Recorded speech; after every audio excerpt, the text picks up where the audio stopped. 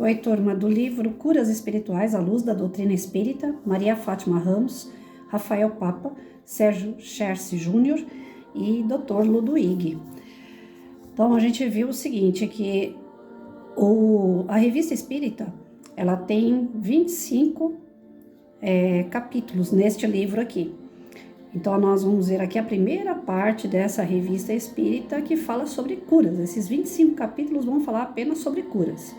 A Revista Espírita ela trata de diversos assuntos, mas aí esse grupo de pessoas retiraram apenas aquilo que o livro se propõe a trabalhar, que é a respeito das curas. No primeiro capítulo da Revista Espírita, que se trata sobre cura, eles vão falar sobre magnetismo e espiritismo. Quando aparecem os primeiros fenômenos espíritas, algumas pessoas pensaram que essa descoberta, se assim a podemos chamar, iria desferir um golpe de morte no magnetismo e que aconteceria, como nas invenções, a mais aperfeiçoada faz esquecer sua predecessora. Tal erro não tardou a se dissipar e prontamente se reconheceu o parentesco próximo das duas ciências. Com efeito, baseando-se ambas na existência e na manifestação da alma, longe de se combaterem, podem e devem prestar mútuo apoio. Elas se completam e se multiplicam e se explicam mutuamente. Entretanto, seus respectivos adeptos discordam, em alguns pontos. Certos magnetistas ainda não admitem a existência ou, pelo menos, a manifestação dos espíritos. Pensam que podem tudo explicar só pela ação do fluido magnético. Opinião que nos limitamos a constatar, reservando-nos para discutir mais tarde. Nós mesmos a partilhávamos a princípio, mas, como tantos outros, tivemos de nos render a evidências dos fatos. Ao contrário, os adeptos do espiritismo são todos concordes com o magnetismo. Todos admitem sua ação, reconhecem nos fenômenos sonambúlicos uma manifestação da alma. Essa oposição, aliás, se enfraquece dia a dia e é fácil prever que não está longe o dia em que cessará qualquer distinção. Tal divergência nada tem de surpreendente. No começo de uma ciência ainda tão nova, é muito fácil que cada um, olhando as coisas de seu ponto de vista, dela forme uma ideia diferente. As ciências mais positivas tiveram sempre e têm ainda suas seitas que sustentam ardorosamente teorias contrárias. Os sábios criaram escola contra escola, bandeira contra bandeira, e muitas vezes, para sua dignidade, as polêmicas se tornaram irritantes e agressivas para o amor próprio ofendido e ultrapassaram os limites de uma sábia discussão. Esperemos que os sectários do magnetismo e do espiritismo, mais bem inspirados, não deem ao mundo o escândalo de discussões muito pouco edificantes e sempre fatais à propagação da verdade, seja qual for o lado em que ela esteja. Podemos ter nossa opinião, sustentá-la e discuti-la, mas o meio de nos esclarecermos não é nos estraçalhando, processo pouco digno de homens sérios e que se torna ignóbil, desde que entre em jogo o interesse pessoal. O magnetismo preparou o caminho do espiritismo, e os rápidos progressos dessa última doutrina são incontestavelmente devidos à vulgarização das ideias sobre a primeira. Dos fenômenos magnéticos, do sonambulismo e do êxtase às manifestações espíritas, há apenas um passo. Sua conexão é tal que, por assim dizer, é impossível falar de um sem falar do outro. Se tivermos que ficar fora da ciência do magnetismo, nosso quadro ficará incompleto e poderemos ser comparados a um professor de física que se abstivesse de falar da luz. Contudo, com o magnetismo já possui entre nós órgãos especiais justamente acreditados. Seria supérfluo insistirmos sobre um assunto tratado com superioridade de talento e de experiência. A ele não nos referiremos, pois senão acessoriamente, mas de maneira suficiente para mostrar as relações íntimas das duas ciências, que na verdade não passam de uma. Devíamos aos nossos leitores essa profissão de fé, que terminamos com uma justa homenagem aos homens de convicção que, enfrentando o ridículo, o sarcasmo e os dissabores, dedicaram-se corajosamente à defesa de uma causa tão humanitária.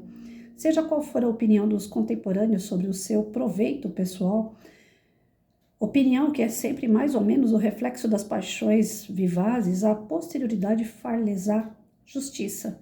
Ela colocará os nomes do barão do Potete, aí eu já não vou saber falar, diretor do jornal O Magnetisme, do Sr. Miller, diretor do União Magnétique, ao lado de seus ilustres pioneiros, o Marquês de Puysegur e o sábio Deleuze. Gente, eu peço desculpa quando eu não souber falar os nomes, né? Nome estrangeiro, para mim, é um caos. Graças aos seus esforços perseverantes, o magnetismo popularizado fincou o pé na ciência oficial, onde já se fala dele aos cochichos.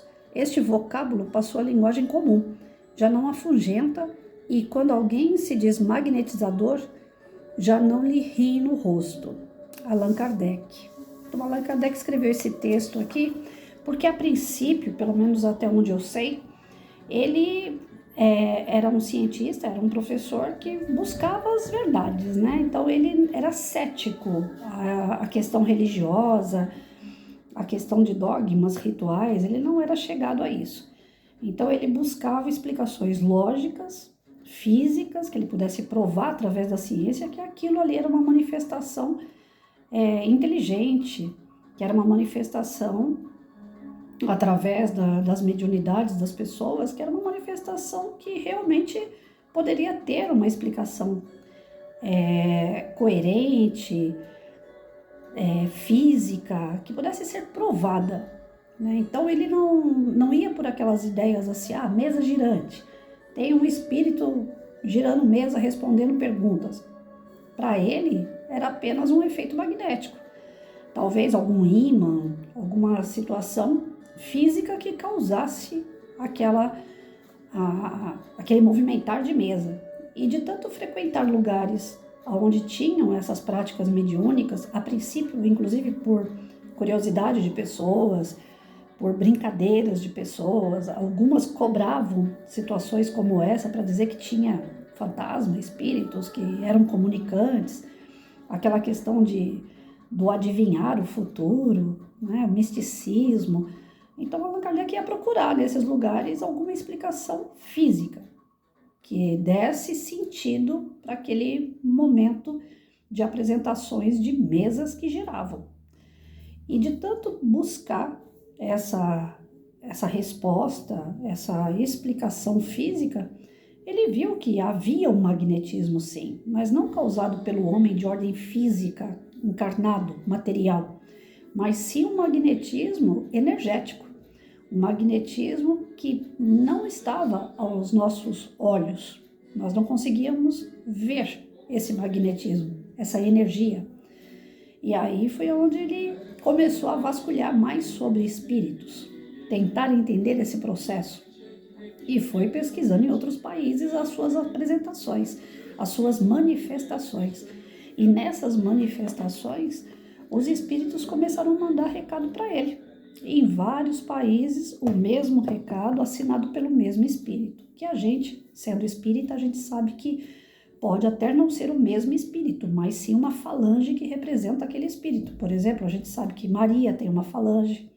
Quando a gente faz uma oração para Maria, não é que nós vamos direto a Maria, mas nós podemos chegar a espíritos do mesmo grau de Maria, que são do mesmo grupo que ela e que respondem como se fosse ela, por ter o mesmo padrão vibratório, o mesmo tipo de energia e conhecimento. Francisco de Assis é outro que nós sabemos que tem falanges. Então, assim, os espíritos, por terem falange, eles falam, se comunicam através do pensamento, através da sua energia, da mesma forma. Então, a mesma resposta que era dado, por exemplo, né, um espírito lá em Portugal, o outro lá na Espanha respondia da mesma forma, a mesma pergunta. E quando começou a chegar isso para Allan Kardec, ele falava, não, mas isso não é uma ordem física que eu posso ver.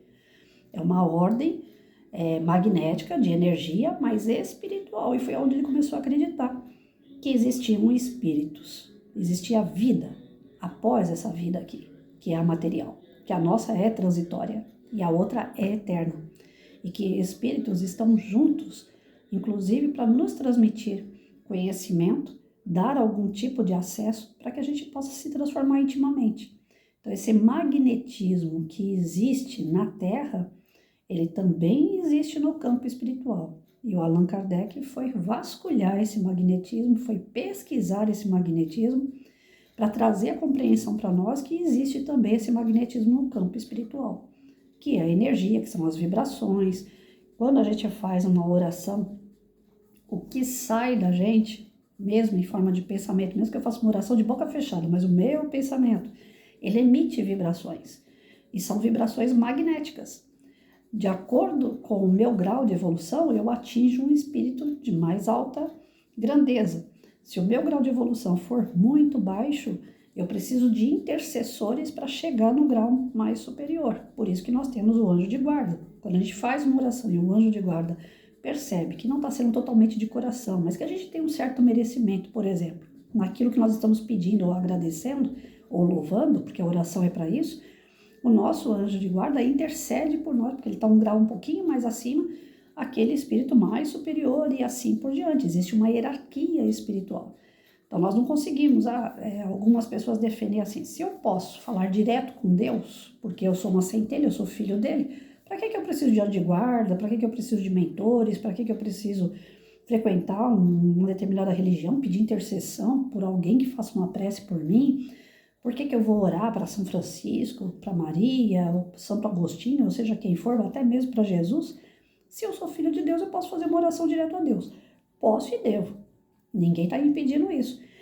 Mas muitas das vezes o nosso grau de evolução ele é tão baixo, o nosso padrão vibratório, o nosso magnetismo é tão baixo que ele não atinge o grau mais elevado. Então, é por isso que existe essa hierarquia, para que cada um vá pegando, né, como se fosse um carteiro levando a carta para outra pessoa. Eu posso mandar uma carta direto para uma pessoa? Posso. Mas como? Se eu não tiver alguém que interceda no meio, que faça esse serviço para mim. Então, geralmente, o que acontece através das comunicações é isso. Eu preciso me comunicar com quem está do outro lado. Então, eu uso o quê? O aparelho de um médium para poder me comunicar com o outro lado. Eu uso, através do meu anjo de guarda, o pedido, o desejo que chegue a minha comunicação ao plano espiritual. E o inverso também. O plano espiritual procura, dentro da casa espírita, um médium que possa levar um recado a determinada pessoa que não está apta, que não está no mesmo padrão vibratório, que não tem o mesmo magnetismo daquele ser que está do outro lado. Então, por mais que ele envie mensagem, o cara que está aqui não escuta, não sente. Então, é necessário uma casa espírita, é necessário um médium para que faça esse intercâmbio. Então, o nosso magnetismo, ele está no nosso espírito. Ele está dentro dessa composição espiritual que nós temos. Esse magnetismo ele pode ser usado a nosso favor, a favor do próximo, também como contra.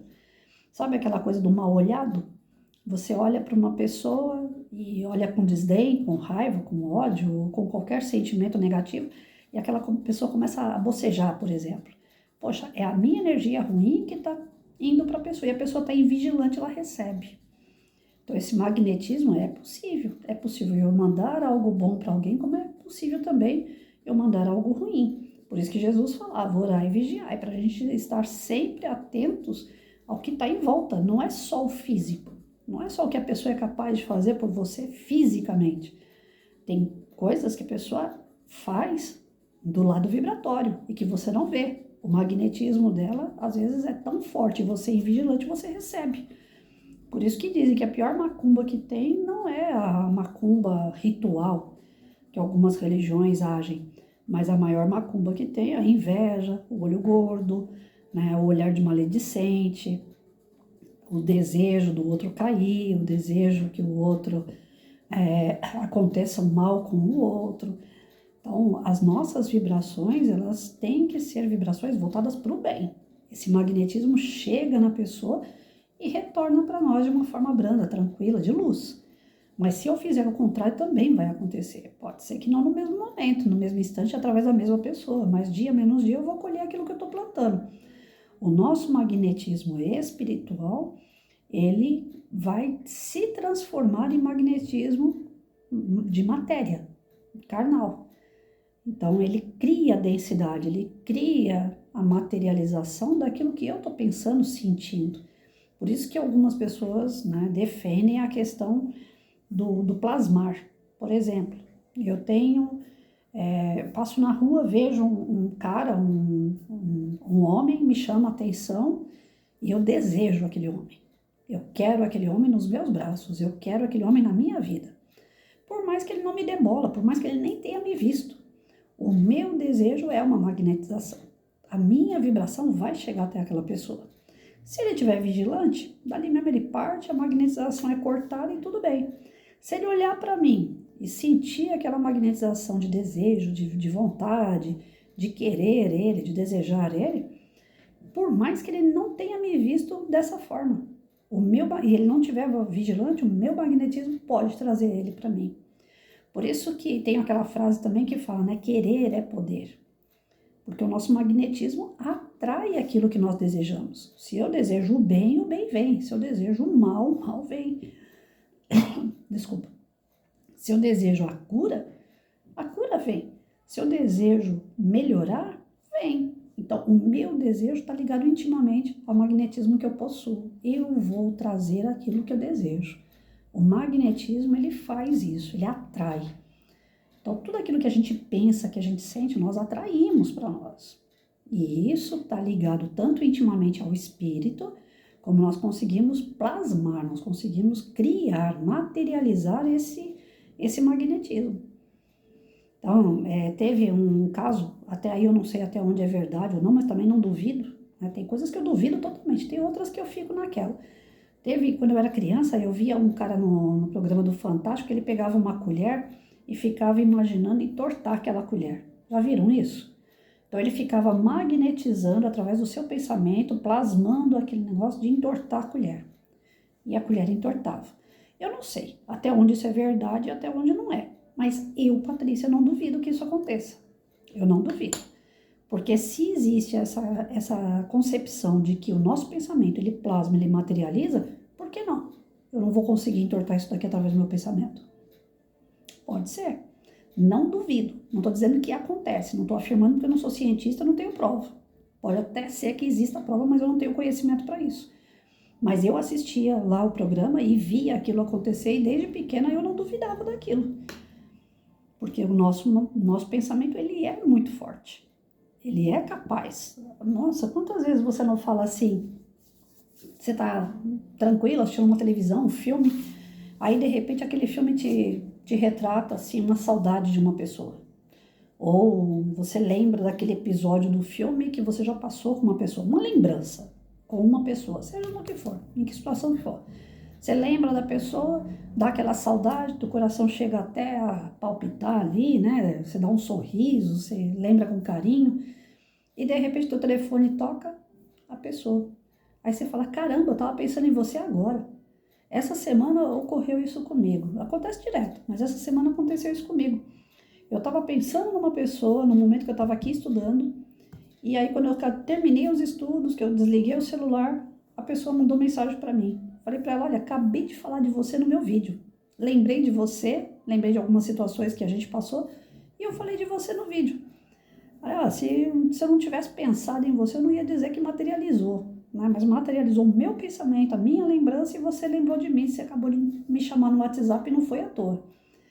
Então, assim, o magnetismo, para mim, eu não preciso da confirmação da ciência, porque eu tenho algumas experiências que me levam a crer que nós temos esse magnetismo interior, que é do nosso espírito, e que ele ultrapassa as paredes do espírito, a carne, e ele se torna capaz de atrair ou de emanar energia.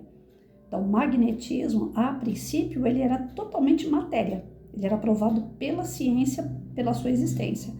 O espiritismo vem e diz que o materialismo desse magnetismo nada mais é do que uma força interior, uma energia que o espírito tem. Então, um completa o outro. Essa é a forma que eu entendo. Se alguém entende de uma outra forma, nós temos aí o vídeo para isso. Para que vocês estudem tanto quanto eu e tragam a experiência, o conhecimento, o que vocês já sabem, que a gente aprende junto.